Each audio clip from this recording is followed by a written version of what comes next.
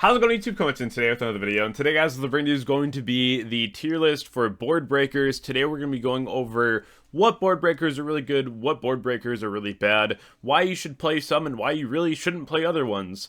There's a lot to go on with board breakers. If you want a very in-depth video where I go over each one into specific matchups and what have you, definitely let me know down below in the comment section. I really am wanting to just give you guys the content that you really want to see. I have a lot of really cool ideas as far as what I want to be able to do moving forward with my content, so definitely stay tuned for a lot of very cool episodes of different things coming out. Also, if you haven't subscribed to the channel, subscribe so we can hit 30,000. I appreciate each and every one of you. We just hit 22,000. Thank you all so much for that. There's also going to be a little tidbit in this video that I think is going to be really cool, so definitely want to stick around for that, and let me know if you catch it down below in the comments. So, just to kind of start things off here, we already know the Ultimate Slayer is definitely a tier 1 type vibe when it comes to a board breaker. Ultimate Slayer is just very strong right now. It's a card that does a lot. It's in a lot of people's sideboards. It takes a lot for me to put something at tier 0, so this is something where, yeah, it's very strong. Are there other options? There really are. So this is something where you want to make sure that you have this card around, but also consider other options, right? So the next one is going to be the tribute cards. I wouldn't play these. Most decks right now, your normal summon is way too important. You cannot play these, and they don't exactly do enough. There's a lot of different ways that you can get back into a game, even if your board gets tributed, including things like Fiendsmith and Paradise, having something like a Baldrake in hand and like a Nibiru. There's so many different kinds of hand traps running around right now, and there's a lot of different ways to be able to combat things like this. So, not a huge fan, not my favorite. Something where if you do play against maybe even like a pure Rizio list, right? These don't really do a whole lot because you plug in. If you play against Malice, a lot of times they're just passing on like a Terahertz, and you're not really tributing anything off for that either. So, not the best card. Imperium, I feel like this always deserves tier 0. Imperium, whenever you draw it as a 6 card, it just feels amazing. Being able to just go ahead and turn something off if your opponent's going for like the Baguska board, being able to just go Imperium immediately onto something like Baguska is really strong. So that's something to keep in mind. But Imperium is always going to be top tier. It's always going to be a very fantastic card. As far as like Raigeki goes, I wouldn't be playing this card either. Not very good. You could play it, but it's like very mediocre. You play against Malice, you go to like hit the Terahertz, they just like disable him to save it, so they have like the Pack Bit or the Kodo Soul.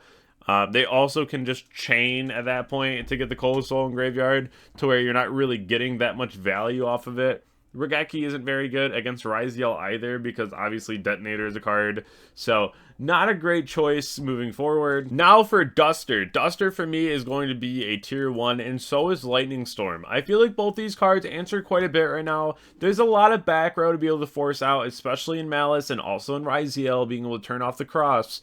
So these cards are going to be very important moving forward, and you really want to make sure that you have these in your side deck alongside the next tier 0 cards, Thrust and Talent. Talent is going to be a 3 of in your main deck. Thrust is going to be a 3 of in your side deck. Both of these are pretty mandatory right now. You have to run these, and that's the best way to be able to get into these cards, which is going to be very fantastic.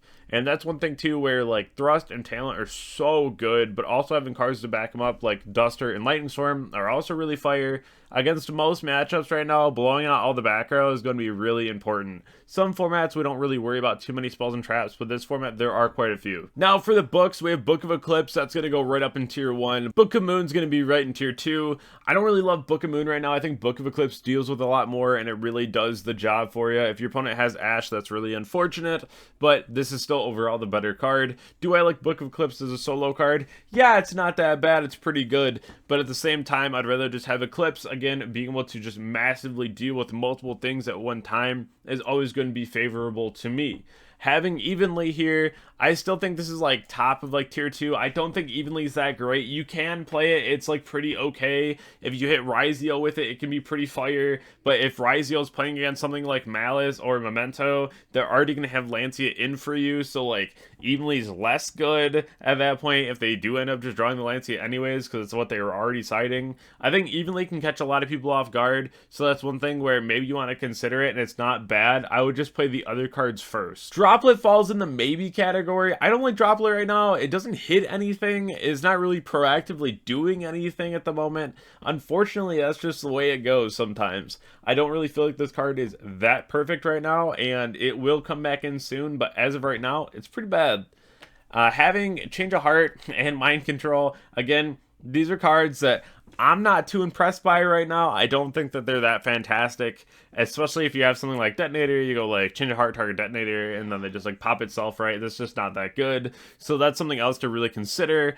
Nibiru, though, that's going to be tier 0. That card's so broken. This format Nibiru is crazy. I love Nibiru. That card is so good, and I'm so happy that we have it. That is the card that just answers so many obscure situations. I even have been able to rock in my own turn, which is pretty crazy, just because of like Bishals and whatnot, right? It was like Bishals, Lacrima, Requiem, the monster they summon, which is usually a Lacrima, and then being able to just like rock the board, which is pretty crazy. Nibiru is a mainstay 3 of. It has to be in your main deck right now as a 3 of. Play Nibiru, it will give you wins for free. Fenrir, on the other hand, though, this is a card where a lot of people aren't really loving this. I like this card a lot. If you play Fenrir, sometimes you're just going to have to trade your battle phase, and that's fine because you can bait a lot of interaction and get those thrusts live and whatnot, because you go summon Fenrir against something like Ryziel, you call battle, you go the Fenrir into the detonator, Fenrir effect to banish the detonator, they have to cross you, or just like use a back row, right? But the other thing too is like when you summon Fenrir, you can use Fenrir to search, because like they're not going to detonate or pop it, because if they do, you just go summon Unicorn, Unicorn effect, get birth, activate birth. They have to keep popping through your cards. So instead of doing that, a lot of times they're just going to let you search with the Fenrir, which is really important. As for Kurara, though, I'm not a huge fan of Kurara. I would say maybe it's okay, but like it's not really doing too much. I think it's pretty good against like Malice, to be honest, because if they bring back White Bonder and banish cards, usually banishing their other links, or they're banishing like the White Rabbit, then White Rabbit will summon and set a MTP, and then usually they'll use like their Terahertz, right? And then you can just go ahead and Kurara the board, which is crazy. So that's another one that I think is really good. My crazy sideboard option right now is Shaddoll Fusion. Being able to dump Ariel and Shaddoll Genius is really crazy when you're summoning out Opcalone, because you can go Chainlink 1 Ariel, banish the Lacrima, Requiem, or the Paradise to force it if it's already engraved, or you can just like start hitting those cards out.